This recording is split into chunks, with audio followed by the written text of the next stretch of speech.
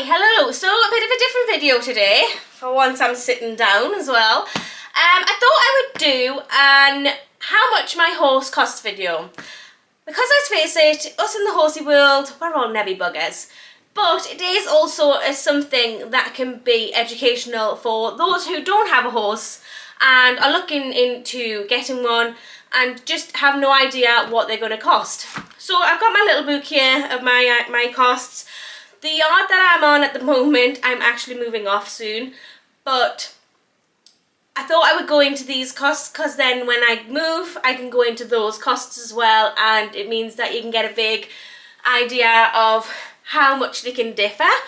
So to start off with, obviously you need somewhere to put your horse, and generally that is a livery yard. Some people are lucky to have their own places, but on a whole you generally need to rent an area to put your horse.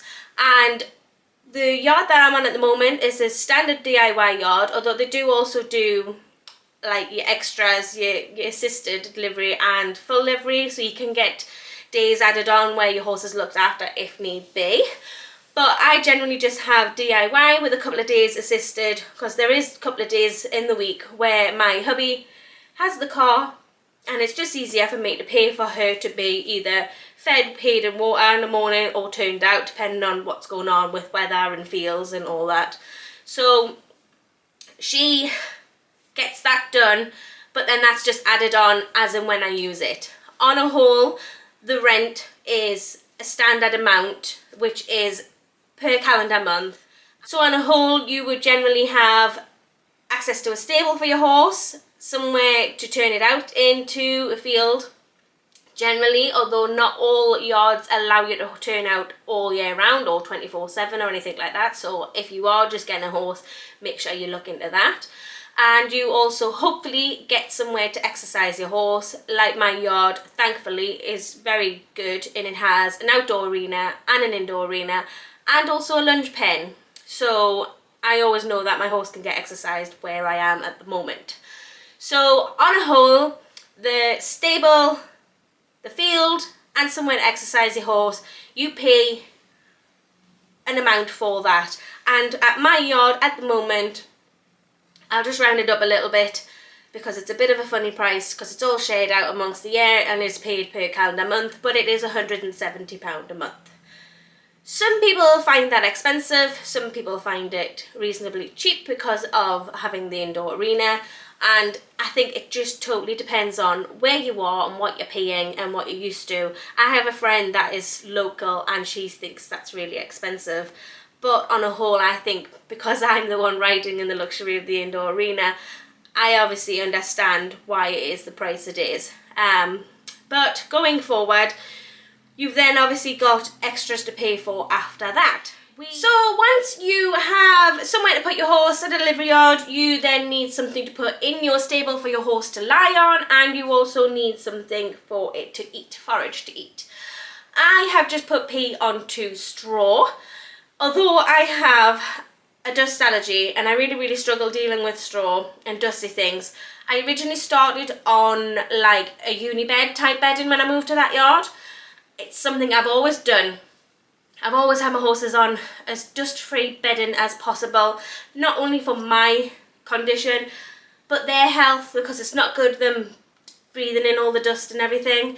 However, sometimes it just can't be helped. The yard that I'm on at the moment, they supply the unibed type bedding, and it was £12 a bale, and I just couldn't justify paying it. She was just a little too messy, using a little bit too much, and yeah, I couldn't pay £12 a bale for it when I knew I could get it for £9 a bale in the shops, or even cheaper if I was to buy it in bulk. So we moved on to straw, and because I knew that I was pulling out my mask for my straw, which generally isn't just a little mask that we would wear for COVID, it's a full-on mask with goggles and everything. Like, I look like I'm going into somewhere to sort of gas leak or something. It is ridiculous what I have to wear, but I figured, you know, if I'm putting it on for dealing with straw, I might as well put it on to here. She was on haylage, and generally my horses always are. So the bale of haylage is £45 and the hay is 30. So I was saving a bit by doing that. Although it isn't the best because of the dust, it was more doable for me at the time. It is just something I've had to do. I'm hoping that obviously once I move, I can sort it all out again and put her on a bedding that suits us both and back onto haylage. She'd probably stay on hay over the summer anyway, because once your haylage is open, it doesn't really last long enough and everything like that. But yeah, on a whole, it was just costing too much for us to be on the uni bed, so I went on to straw, which sorry, I forgot to say, is £20 a bale, and that usually lasts me about 3 weeks, depending on whether she's in or out. Just totally depends on what's going on with her. And again, with the hay or the haylage, the bales were the same sort of size, and they last about 3 weeks. So it worked out really nicely in terms of that. So she generally just has a little bit more than a bale a month. I generally work on a 6 week sort of run when I know for my bedding and my haylage, and then also for like things like shoes and everything like that. So that comes up later on. So yeah, we are in straw, which is £20 a bale, which one lasts a month, need a little bit more. And then the hay or the haylage, your hay was £30 a month and haylage £45. So next up, like I just said, your horse may need shoes. Now my horse has actually just gone barefoot, but she was having shoes on, and those shoes cost me £50 for a set of fronts. So she only had shoes on her front feet, and I think, to be honest with you, that's all she's ever had. So I just carried on putting fronts on, and I can crack on with her and not have any problems, but she's been losing them really quickly. And personally, to me, that means she needs more work done with her feet. And although it can be a bit of a controversy kind of subject, I would like to go through the nitty-gritty of getting her barefoot rather than putting shoes back on. So yeah, she'd literally just gone barefoot. I went for like a week barefoot and then put them back on. Which was probably more selfish on my behalf, because I just wanted to crack on and she was just footy. Obviously, she's just had shoes taken off. She's always had them on. But yeah, that is subject for another day. But yeah, depending on what area you're in, what you're getting done, I think it's about 75, 80 if you're getting a full set. But like I said, I don't think she's ever had anything on her back, so I didn't see the point in putting them on. She's quite tough and hardy on her back feet, so that worked all nice. And yeah, £50 for those. But now she is barefoot, I will be using someone that deals with a barefoot trim, and there is a couple in my area, and the one that I used last time, they charged £30 per trim, and another one that I know that I've used for horses in the past charged £45 for a trim. So that varies as well. See, it's generally your shoes meant you last them about 6 to 8 weeks. P generally would just go 6. However, the recent ones have lasted 2. So yeah, barefoot, she's probably going to get a trim every 4 to 6 weeks at the moment to get started, because the little and often that you take off is better for them. But again, like I say, that's a subject for another day. Next, I want to go into feed. Now, I believe every horse should be fed at least a balancer. Even if it's a big cob, it should be given a balancer to make sure that it's getting all the vitamins and minerals that it needs, because the UK just does not have the vitamins and minerals in the forage, the grass, the fields that we need to give our horses these days. So you can get low-cal balancers and everything like that. So at least be giving your horse a balancer, or at least that's my personal opinion. I give P a balancer, but I also give her other feed, because obviously she's a thoroughbred, she needs some more conditioning feeds. However, I can't really go into her feed at the moment because I've not 100% decided on what she is on. We are still trying to work out what is best for her. At the moment, we've had some that just sent her absolutely loopy. If you've seen my horse goes scatty on a hack, that's the kind of loopy that was happening. But there's also some that she just does not like, will not eat, and yeah, we're just trying to figure out what suits her, what's best. And then obviously we're trying to bear in mind that she is an ex-racehorse, so I want to try and deal with like an ulcer prone type diet. I don't believe she's got ulcers, but I always want to give a diet that, you know, isn't certainly going to make anything worse if she was prone to getting them. But yeah, that is just my view, you know. Ex-racehorse, generally most of them have had them, got them, or just prone to getting them because of the type of horse that they are. So yeah, just making sure that the feed that I'm giving her is gastric healthy, basically. And I also now obviously want to give her a barefoot friendly diet. So that then just throws more spanners in the work of trying to find out what's best for her. But roughly at the moment, feeding my Thoroughbred for a month is about £75. And that is feeding her a good balancer, some conditioning feed, and supplements that she may need.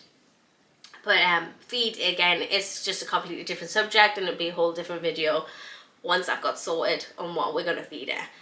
Next, I want to go into the nitty-gritty. Again, is a bit of a do we or don't we subject, and that is insurance. The P's insurance costs £55 a month, and that also has an excess to pay with it if you were to make a claim. And it's not a lot, it only covers her up to £3,000. But I found all of the other ones you need to pay a higher excess or a percentage excess in that way. So for me, I found, you know, at least making sure I've got the bare basics covered, and she's got the £3,000 cover for vet bills, and obviously it's got with public liability insurance in there too. So £55 a month, and that is her just insured at the price that I paid for her at under £2,000. Obviously she generally will be worth more when she gets going, but that doesn't make a difference to me. She's not getting covered for loss of use or anything like that. So next up, I want to go into what I thankfully have covered with a health plan, and that is the likes of your worming, your vaccinations, and also your dental. My health plan also includes a general health check of the horse, but yeah, it covers the main bits and bobs at a nice little amount of £15 a month. So that covers me. I know that P gets her dental once a year with sedation from the vet. Now, at least I know with having the health plan, she gets her teeth checked properly once a year. Obviously, if I need to get that more, then I get the dentist. But it also covers, I believe, 4 worm counts a year, and a saliva test for tapeworm, and also general check and her vaccination. So I know that paying £15 a month gets the necessaries covered for her, which I think works out really nicely. So yeah, I hope that's helped with anyone who's thinking about getting a horse on what sort of prices you need to pay. Obviously, if you're doing more than just hacking and you want to go out and have lessons and go out competing, a lot more costs are involved in that. An extra thing for me as well is I always have my horses see the physio regularly, and the physio generally comes out every 3 to 6 months depending on what I've been doing and whether something's maybe's, you know, the horse could tweak something in the field and just need a little bit extra help there. So you're looking at them coming out regularly, at least every 3 to 6 months anyways, and my physio charges me £55 a CP. After that, you've also got the necessaries of saddle fitting. Your horse will change shape no matter what throughout the year because of the way the weather works, the grass works, you know. They're going to eat more, they're going to eat less, they're going to change shape, and that means their saddle doesn't always fit them.